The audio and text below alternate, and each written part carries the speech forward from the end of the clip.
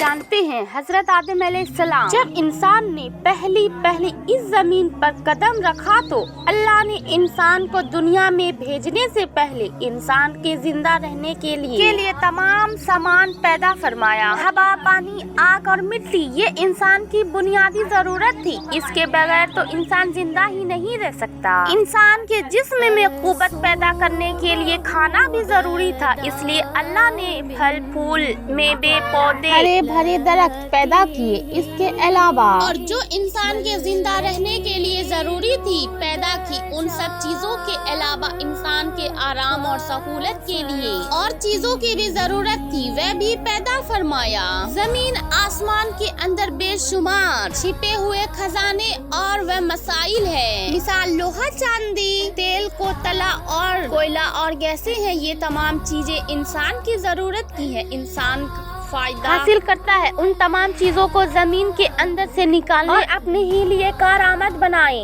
और यही हस्ती जिस इंसान को कहा जाता है, इंसान को अल्लाह ने अकल और सोचने समझने की सलाहियत अता की है। फिर दुनिया में भेजा। सबसे पहले इंसान हजरत आदम अलैहिस्सलाम थे। इंसान की नस्ल हजरत आदम अलैहिस्सलाम से चली और तमाम इंसान हजरत आदम अलैहिस्सलाम की औलाद है। अल्लाह ताला ने हजरत आदम अलैहिस्सलाम को पैदा करने के लिए अरवा जाहिर किया और फरिश्तों से कहा, ऐ जमीन पर अपना खलीफा बनाने वाला हूँ। इस पर फरिश्तों ने एतराज किया और कहा, क्या आप जमीन पर इंसान को पैदा करने वाले हैं? इंसान तो जमीन पर फसाद, बुराइयां करेगा और खून बहाएगा। हम तो तेरी पाकी बयां करते हैं और तेरा शुक्रिया अदा करते हैं। क्या हम इबादत के लिए काफी नहीं हैं? अल्लाह ताला ने फरमाया, जो मैं जानता हूँ वह तुम नहीं जानते। फिर अल्लाह ने खुद अपने हाथों से हजरत आदम अलैहिस्सलाम का पुतला बनाया, फिर संवारा और उससे मुनासिब शक्ल दी। इसके जिस्म का हर हिस्सा खूबसूरती के साथ बनाया। फिर उस मिट्टी के पुतले में अल्लाह ने अपनी रूह फूकी। फिर अल्लाह ने फरिश्तों से पूछा कि चीजों के नाम बताओ। अगर तुम सच्चे फरिश्ते ने जवाब दिया, हम नहीं जानते, सबसे ज्यादा तो आप जानने वाले हैं। हमको तो बस इतना ही इल्म है जो आपने सिखाया।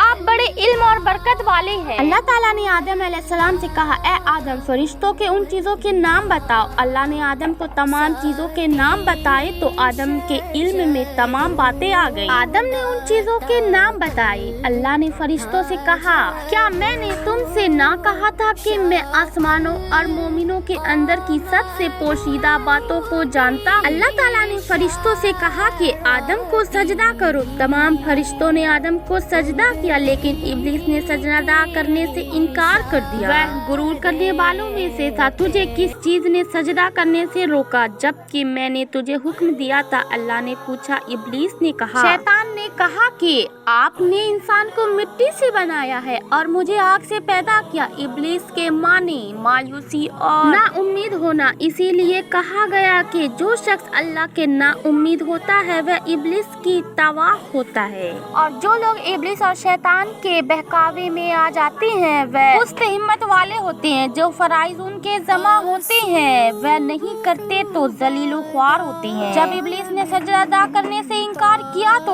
अल्लाह ने फरमाया, तू आसमान से उतर। तूने तकब्बुर किया और जलीलो ख्वार हुआ। इब्लीस ने कहा कि मुझे कयामत के दिन तक मोहलत दीजिए। इस पर अल्लाह ने फरमाया, तुझे मोहलत दी गई। इब्लीस ने कहा, मैं तेरे बंदों को गुमराह करूँगा, हर तरफ से उनको घेरे में रखूंगा, वह तेरा शुक्र भी नहीं करेंगे। अल्लाह ताला ने हजरत आदम अलैहिस्सलाम को हुक्म दिया कि ए आदम, तुम और तुम्हारी बीबी जन्नत में रहो और तुम्हें जो कुछ खाना है फरागत से खाओ। एक खास दरख्त की तरफ इरशाद करते हुए कहा कि उस दरख्त की तरफ ना जाओ वरना तुम जालिम करार दिए जाओगे। चुनांचा हजरत आदम अलैहिस्सलाम बीबी हवा आराम से रहने लगे तो शैतान ने दोनों के दिलों में वसवसे डाले कि तुम्हारे रब ने तुम दोनों को इस दरख्त के करीब जाने से मना किया कि कहीं ऐसा ना हो कि तुम हमेशा हमेशा के लिए जिंदा रहने लगो। मैं तुम्हारा खैर ख्वाह हूँ और तुम दोनों की भलाई चाहता हूँ। शैतान के करीब में आकर हजरत आदम और